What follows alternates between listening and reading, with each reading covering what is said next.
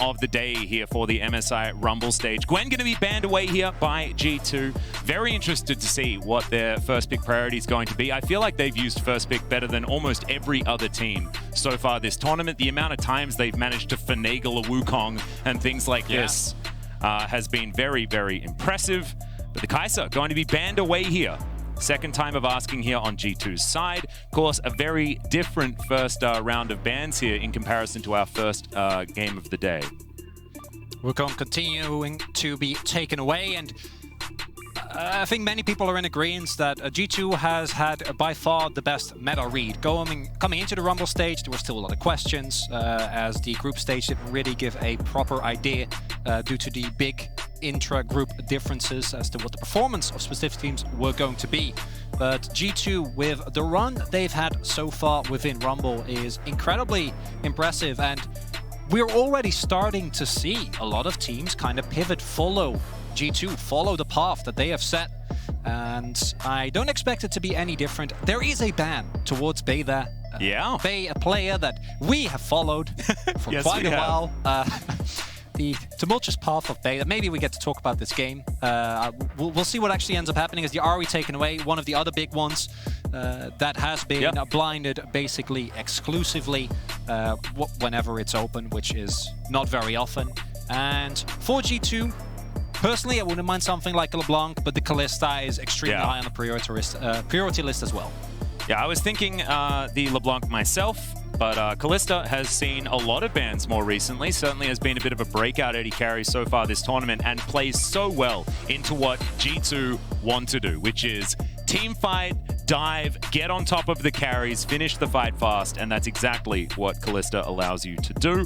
And so set up for one of these, you know, if they just respond with Diana Yasuo after this, I would not be surprised in the slightest, because their Kalista, Diana, Yasuo compositions have been working extraordinarily well thus far. And that is going to be Tristana locked away for Unified. Certainly has been focusing on that pick a lot so far this tournament. And there is the Viego, the default jungler, is what it feels like here during this tournament, if the Wukong is banned away, which he most likely is. And with the Tristana being picked up as, okay, pivot away there from not going to be it. I get punished for the hover once again. That's all right. PSG, to me, needs to win through Unified and Kaiwing or Hanabi on something like Gnar, on something like Cannon, because Juan and Bay have even taken their performance alone. You don't want to play through them and try and get wins through that way. And they're also up against what is currently looking like the, by a large margin, best performing mid-jungle duo. In the tournament, Caps has been insane, and I wouldn't mind a LeBlanc pickup here at this point. It also denies a possible Lee LeBlanc combo from PSG. Works really well together with the Viego as well for setting up individual picks, and it's Caps on LeBlanc. And fortunately for all of us, we get to watch. Well, let's see what Bay has as a response to this LeBlanc, because there's not a lot of great options still left on the table. You could imagine that he would personally love to have picked up the Vex, and yes, Lissandra is certainly an option. There is the set. It's been a while since Morgana was the answer as well, because I think that was like 7 years ago. Is he going to play set? Because that would be very funny. That's definitely not happening. Or it shouldn't happen. We never know. He's going to play nothing. That is the theory. You can see Jankos very happy about the situation, exclaiming his joy in how the Champ Select fell over there just a little bit. I imagine something went a little bit wrong, and we'll hop back in as soon as we possibly can. Handing over Busan here as G2 Esports are looking to try and get towards that second ban phase in the draft. If you're unfamiliar with Bay, he used to be a set player, and that in of itself, I don't think is particularly relevant to the tournament at hand when you played in the LCK, when you played in Challengers. But you actually made an astute observation that we need to share with the world, which is that Bay still plays every champion like he's playing set. Yeah, he goes into melee range for the flanks on his Ahri to make sure that he can get those charms working. Just to provide a little bit of extra context, it was actually his best champion by a country mile. They won a lot of games with it. Yeah, when he was playing in the LCK for Nongshim Red Force, and it was a difficult time for him in the LCK before he moved on over. Of course, spent some time in Challenger before heading towards PSG Talon to see what they could do about replacing Maple and River, which is some huge shoes to fill for the squad. And as you can see, yeah, slight game delay as we get this draft back working again. Pauses. But as we know, with LCK casters?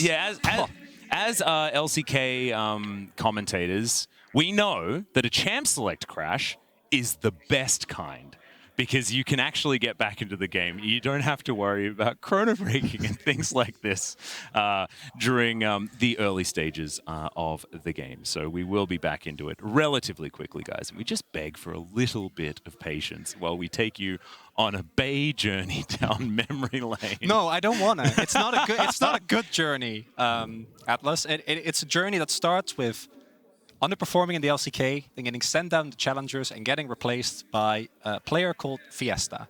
Yeah. Who then, in the next split, actually gets the finals in Challengers. Yeah, we actually have just some of the best names in Challenger as well. Fiesta is among one of the best. There was a player that was added yesterday, and his name is Sponge. And I want him to get to the international stage. And I already talked a little bit about G2 and how well Jankos and Caps have been doing. But the bane for me was Targamas, who's also had just the best. He has been brilliant of performances. Just to catch you guys up, there was a client crash and the draft will be redone with exactly the same picks and bans up until then. We're not going to pretend that we are absolute geniuses as we read out all of the picks, because that would be childish. And we've also done it basically every other time there has been a remake of a draft. So we are just going to we are going to get through this one as quickly as possible until we can figure out exactly what Bay is going to pick up against Caps, or whether they just decide to lock down a bottom lane or something like that. Of course, with Tristana already there are certainly a few supports that you would prefer to pair alongside her. So that might be the option that they are going to go towards, as G2 haven't really revealed too much with how their draft is going to function necessarily, as Viego, of course, very versatile, and the LeBlanc, a similar story as well. And to get back to the Targamas point I was making earlier, the best example to me was in the match that hurt us the most, which was the match that they played against T1, where his tracking of Zeus and his ability to consistently hit key exhausts, find grand entrances onto this pick was, to me, one of the deciding factors, even with how well the rest of the team played. And it's really cool because if you ask people before the tournament, the list would be Guma Carrier, and particularly Carrier, expected to be a standout man. He got MVP in the LCK as the first bot laner ever. And we feel better saying that now, because his last few plays on the Nautilus in the last game was actually fantastic, so we're feeling a little more justified. The fact that Flacken and Targamas were able to not only get ahead of Gala and Ming, but also of Guma and Carrier as just an incredibly well-performing bot lane is such a cool storyline, as it is actually the Lissandra, no surprises there. Good against both the Kalista and the LeBlanc. Kalista with short range, and her reliance to do anything to hop around is not the biggest fan of getting locked down. But we have also seen this counter pick a lot, and it is still very reliant.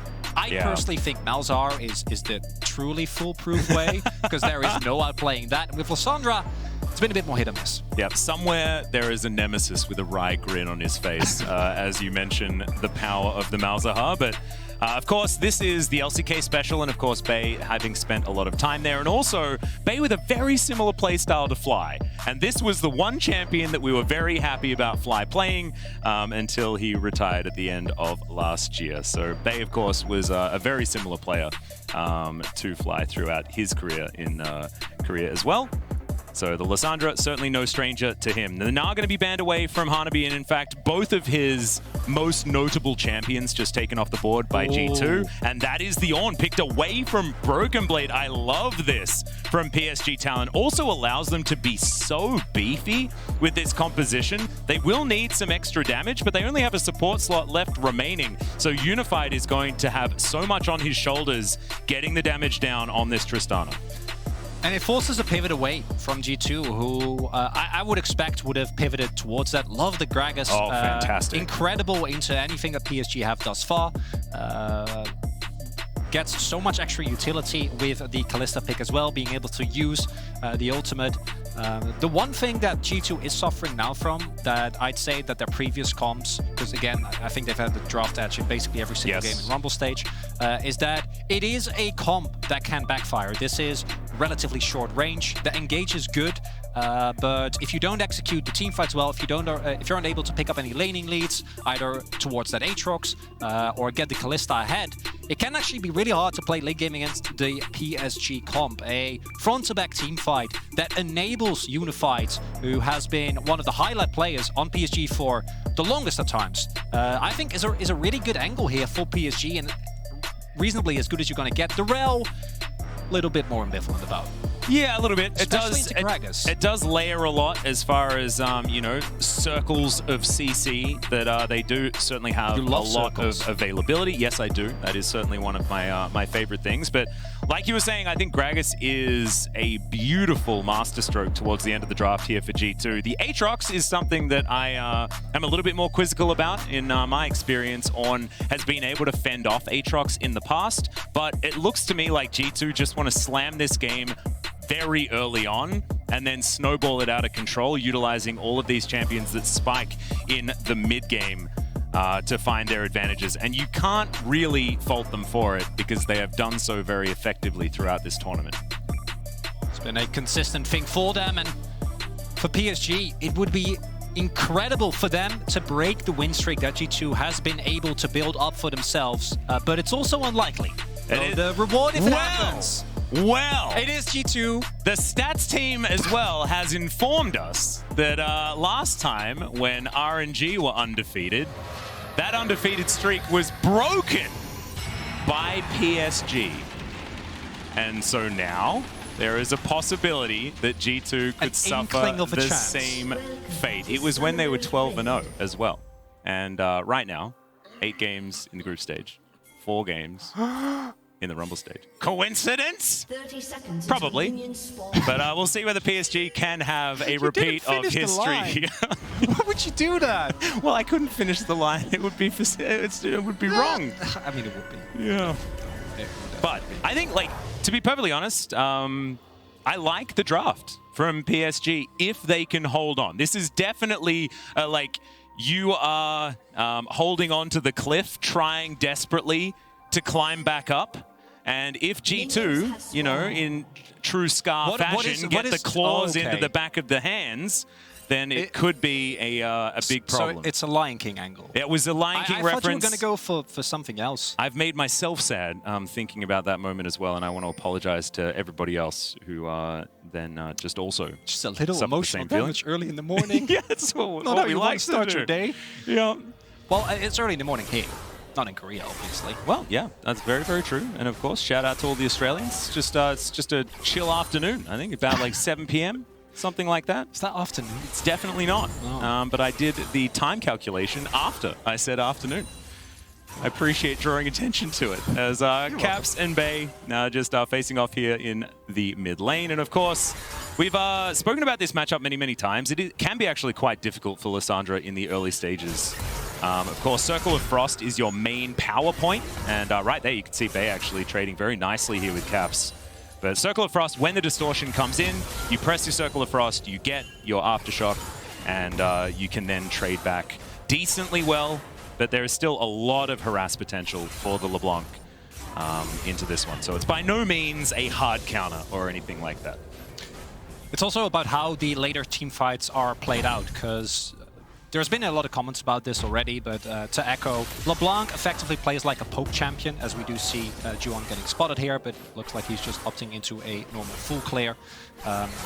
And reliably poking and looking for one-taps, even in the later stages of the game, is so much harder when you're playing against a Lissandra, due to the ease of hitting a Frozen Tomb, and especially for G2.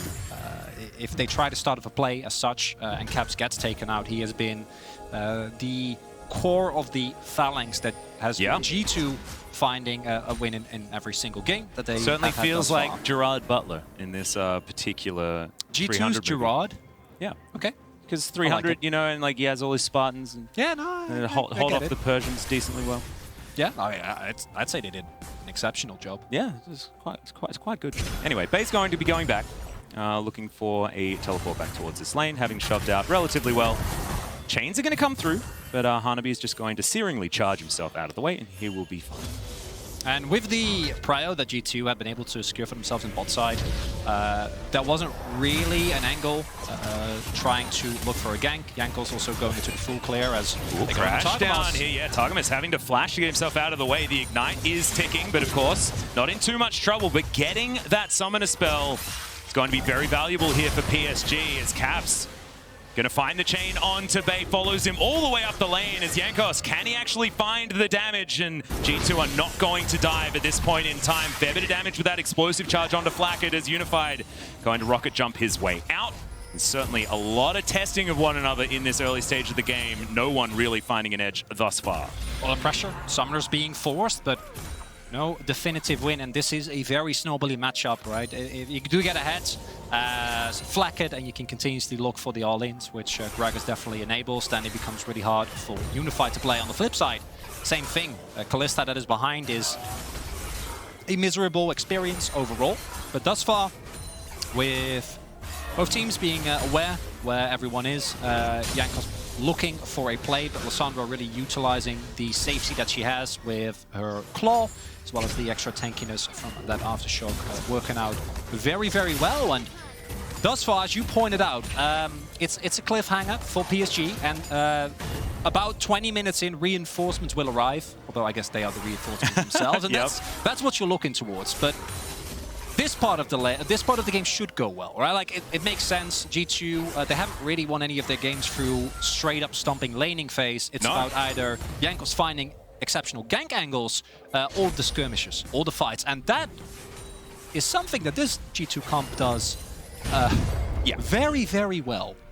It is an understatement thus far this tournament. It's what it does. Yeah. Honestly, no matter how far G2 fall behind, as long as their Nexus is still alive, I will not be convinced that they're going to lose. Oh, no. We've been burnt by that in the past, and so PSG will certainly have to wait it out because their composition does want to scale. Even then, G2 have been able to find some of these angles. But I think with what PSG have put together, you just get late-game insurance against this team, and you're going to be feeling good about it. Because G2 navigating those later stages, finding those avenues of victory has been so good. So try and take as many of them away in the late game as you can, as Juhan almost dies to the Infernal Drake, but he will survive. Of course, yeah, it's not too much of an issue with Smite available. Oh no, he was always fine. And now Hextech Drake to come in, and I'm possibly going to get baited for another Cloud Soul. Surely we'll get one. Perhaps, as Bellows Breath comes out to avoid being pulled back by the Infernal Chains, with Broken Blade just trying to push Hanabi away as, Kaiwing's coming up very early on. Jankos clearing out this Krug camp as, Kaiwing still unseen. As let's see, the knockup does come forward. Jankos making his way in. The call of the Forge God has come through, and that's going to be used to try and turn onto Jankos here as Juhan is in the area. Crashdown comes through for the extra CC, and there is so much of it. First blood goes to Kaiwing, who continues his fantastic run here of the Rumble stages. Base rotated over as well. There's the Frozen Tomb as Broken Blade now going to get caught out. They've just got so many snares, so many knockups, but not a whole host of damage, as they'd have to dive in a turret. Caps over to the side as well. Not going to go 1 versus 4. And while this is a nice play, look at what they give up. Look at what Unified is facing here. Entire wave is going to go into the turret. So many plates going over. I don't think you've gotten enough yet. Oh dear. Caps takes Lease in for a walk. And he's going to walk him all the way back to the Death Chamber. Broken Blade makes his way back towards the top side, and it looked good for PSG until it absolutely didn't. Chronicler. Yeah, the deep chase onto Broken Blade and then not getting him was a very unfortunate scenario because so many resources were invested toward that topside play, and I actually really like the pick on Jankos. That part is great. Then immediately turn it into plates, turn it into vision that can allow you to actually contest, although I'd argue you don't want to contest the Herald either way, but pretty sure that Jankos got spotted on this initial ward here and that they are aware of his position. And you see, G2 also sees you, Juana, and they're like, we're good, right? We still have time because Kaiwing himself has not been spotted. as they 100-0 Jankos without too much problem. Hanabi flashes a Flash Wolf emote, and that part was great. I actually thought that with Bay getting that roam, it would have worked out very well. And something we didn't even talk about is Lissandra's ability to play towards side lanes and set up plays, set up proactive dives that do the amount of lockdown that she has available. But it didn't actually work out. They don't get Broken Blade, and they sacrifice so much resources on the bot side of the map. 2 plates, and Unified getting zoned up is actually still relatively even. And so is the gold score. So, yeah. And also, after the reset comes through, they lose the Rift Herald at the same time, so it's theoretically 4 plates that they lose for that situation as well. Good point. Yeah, because the reset timing was just a little bit unfortunate after investing so much towards the top side and Juan dying. Yeah, adding to it. I call it a reset to just take some of the pressure off. A friendly reset. Yeah, just a reset. Forced reset. They're low death timers, right? But no, not working out so well here for PSG. But early days, and you can see it's not... Oh, dear. Oh, poor Bay. Wow, it really is the fly treatment, isn't it? As, Juhan's going to take the Gromp. I'm going to make you walk over, and then I'm taking it. Can you help me? Can you help leash for me? Oh, dear. That's actually a really big problem, because Lissandra, one of the things that she can run into, especially pre-Lost Chapter, is mana issues. And being stuck in lane with no mana as Lissandra, no ability to influence skirmishes and fights, possible setups in side lanes, it's really bad. And to make it even worse, you're not giving... Gonna cancel, which is nice. Very nice. You're not even giving it to like Karthus or a champion that actually uses blue buff well. It's Lee. Yeah. Subpar, I'd say. Yeah, it's not exactly the optimal outcome of the situation. However, not the end of the world either. As Rift Herald's going to come down towards the bottom side, this is exactly what we were talking about. 2 plates were picked up with the overinvestment. And now, as the Herald comes down, Flackett's going to get even more.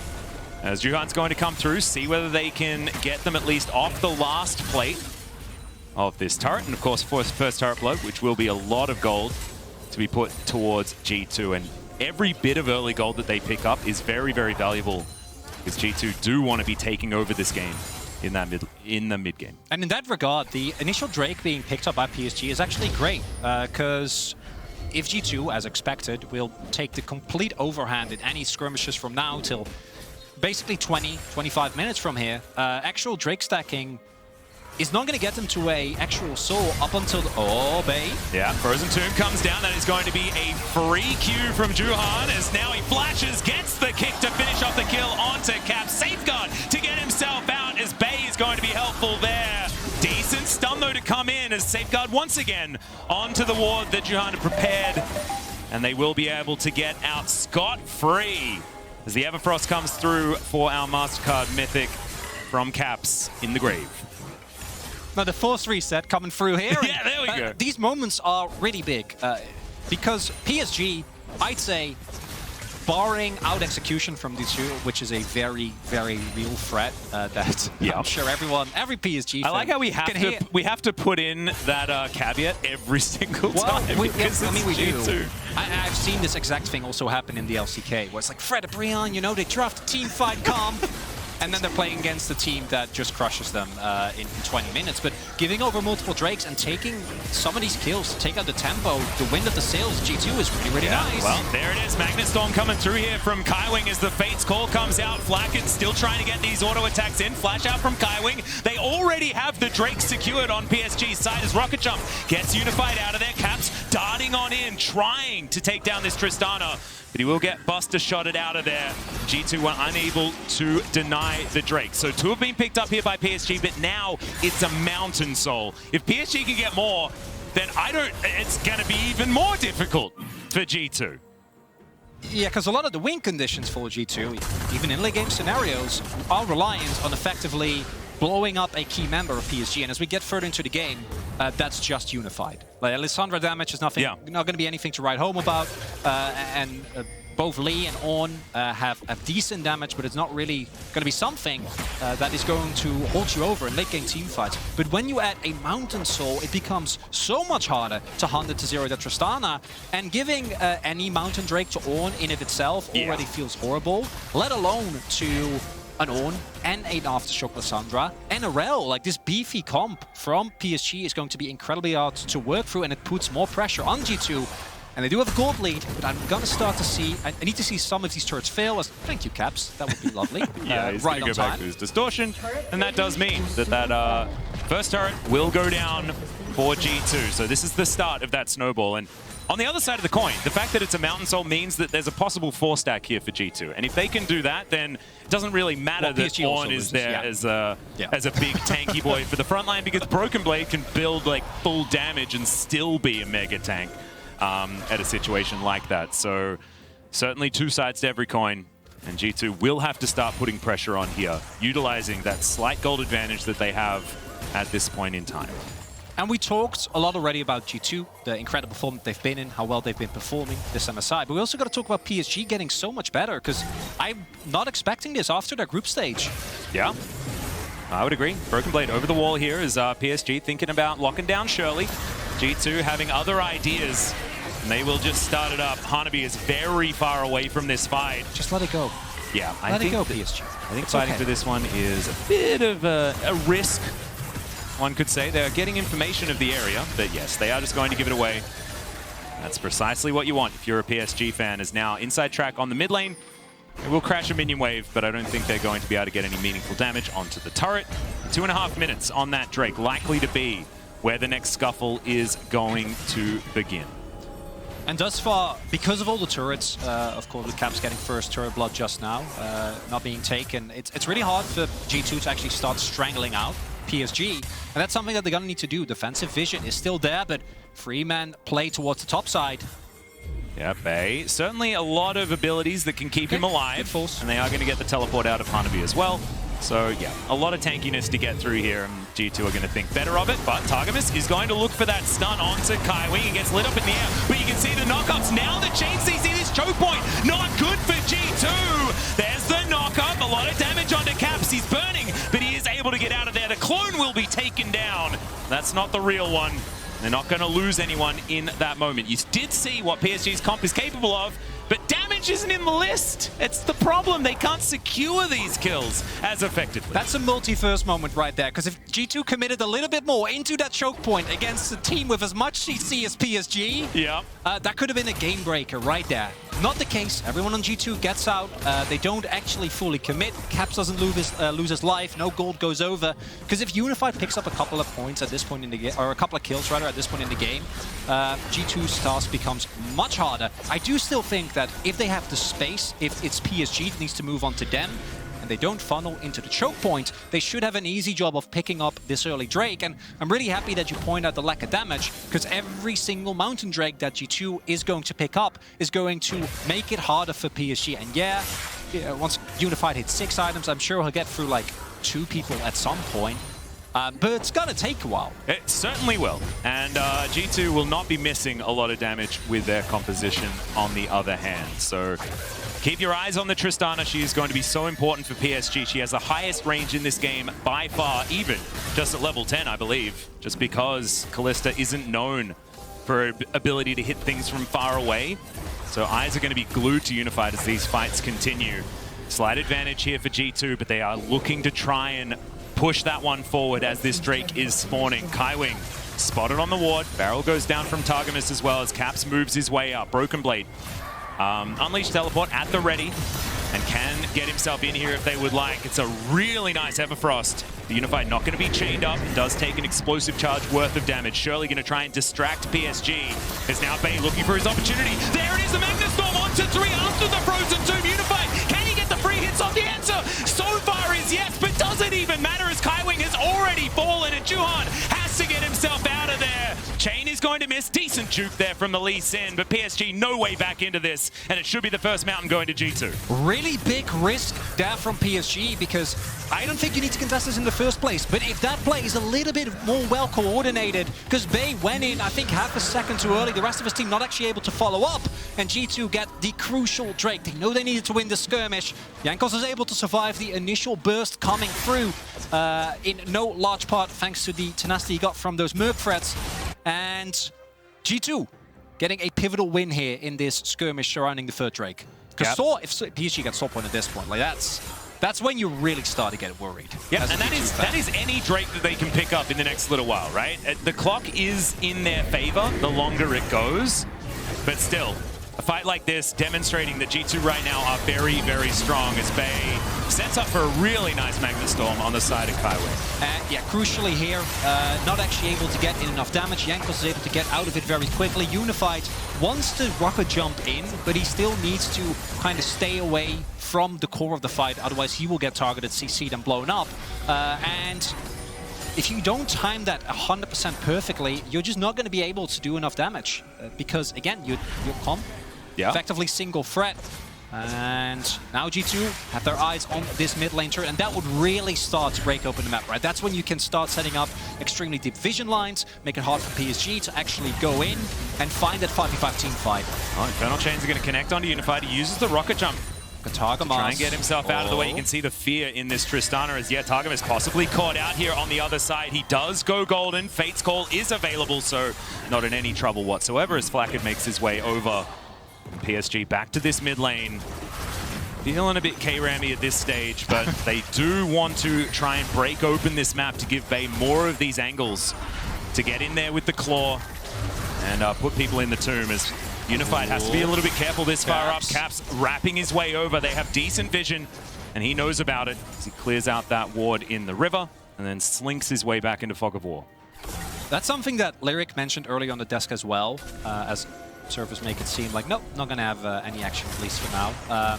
Where how different the read of certain situations is depending on teams, depending on the meta, depending on the region.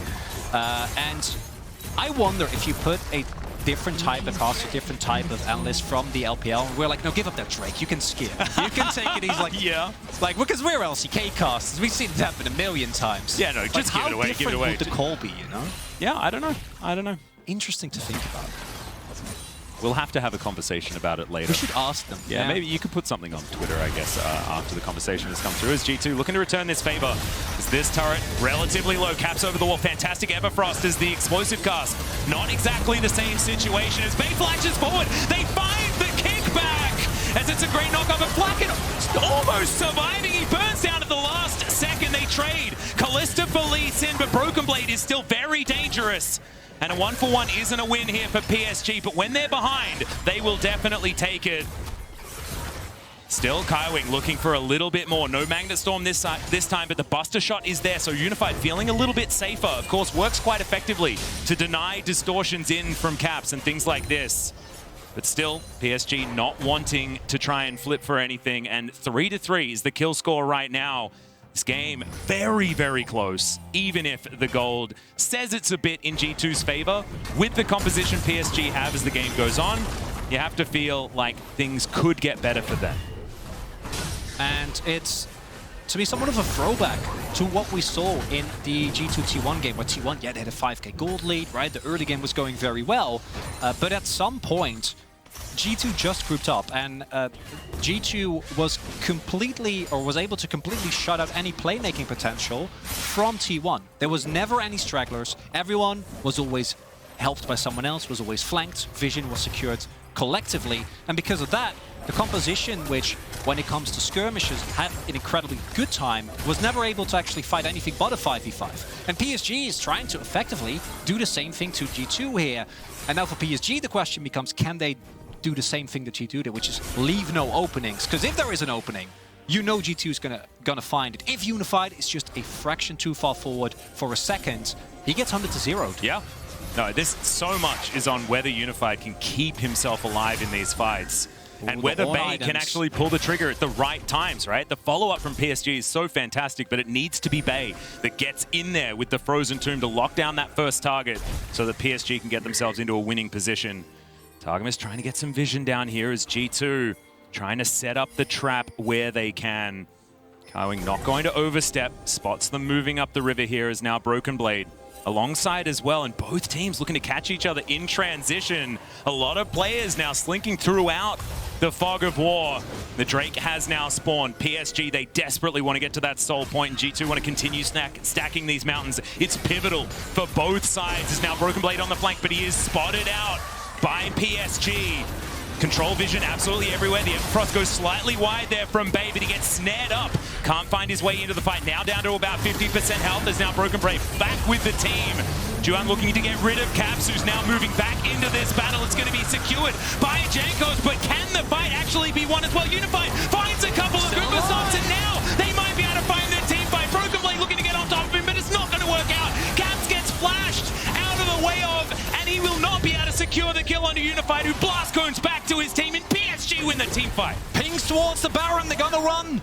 Try and make it. 2 teleports available, 30 seconds on Broken Blade, and they got the Mountain Drake, but the fight was won by PSG, and if they can get the Baron, that's a trade you'll take any time. Absolutely. PSG will then be able to get more of that standing gold off the map, as well as now Caps desperately wanting to try and cause some trouble for PSG. He will spot them with the Scryer's Bloom. It is so difficult. 1 versus 5, especially with the amount of CC available here by PSG. But Caps does have a fair bit of damage with the Void Staff already completed. He has to watch as this Baron gets taken down. Targum is here just a little bit too late. And as you say, Broken Blade is going to be there. The teleport is available as well, but it's a very dangerous one if he goes for it. And there are no wards in the enemy jungle. PSG make the right call. They secure the Baron, and already that's an extra 1,500 gold they can get for themselves. We check out the replay. And I was somewhat worried when this fight started for PSG, because it was very much a fight on 2 fronts. On the top half, we have Broken Blade and Caps putting threat on Unified and Juhan. But fortunately for PSG, they're still at the point of the game where there's enough damage coming through from Brave, from Hanabi. That body slam there, I thought that was going to be a turning point from Targum. Yeah, the body slam was just amazing. But 2 of his most effective damage dealers in Caps and Broken Blade couldn't actually make it to Unified because of how broken up the fight was. And Jankos secures the Drake, but not going to be enough. Yep. Still, I think making sure that they avoid Soul Point for PSG is still fantastic, but it's not going to be taking away any of the worries that G2 have of that situation. These team fights, they're not going to get all that much better as this game goes on. It's going to have to be some of that G2 magic to try and pick off the members of PSG unawares, as Bay will be able to lock down the top outer turret, and as these start dropping, PSG will move further and further ahead. And on the first day of Desk, we talked about PSG Talon, and I said, in all my confidence, this was also when we thought T1 was going to win, so there was a lot of that going around. There has to be a worse team in every single group, and unfortunately, I think that team is PSG. And I think that was a warranted statement after seeing their group stage, which was I agree. Not impressive in terms of drafts, in terms of cohesiveness of the team. And would it not be fitting if it's this team that ends G2's win streak? Yeah. Like, especially considering G2's Especially history. Considering the fact that they did it to RNG last time. Oh, it's crazy. There are just so many angles, but exactly right. That's and the key thing. Counting G2 out is a mistake that our region has made already this tournament. Can you not remind me? I've done it a couple of times now, so I guess my answer is no. As Targum is going to take a drink, look to clear out some of this vision.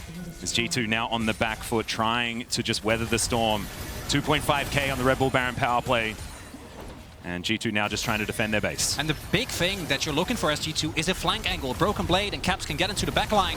That's your angle, but look at the free wards. It's Hanabi just walking forward, looking to lock this one down. The turret is going to fall, and now Broken Blade is taken down. Now it's the Frozen Thralls that G2 have to worry about as well. 2 already taken down.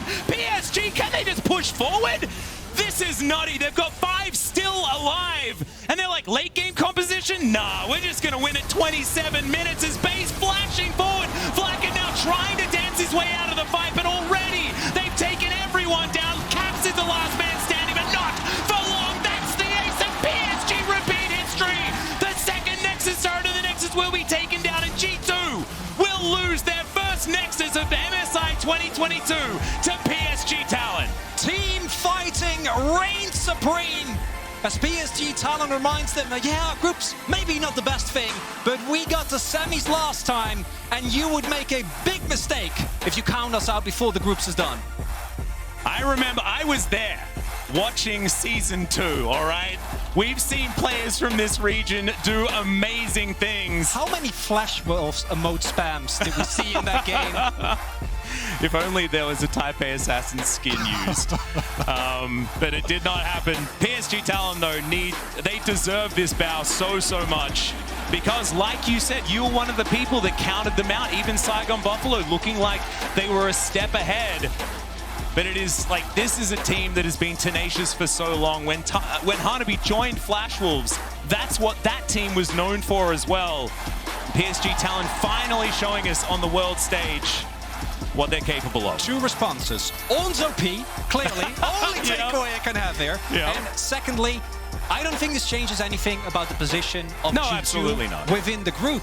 What it does do is make what we thought was a top 3, bottom 3, and the desk earlier was talking about it, we might need to disregard it. This confirms that to me, that this group might be so much closer than we initially gave them credit for. What do you think EG fans are gonna feel when they see this win? When PSG, even T1, might be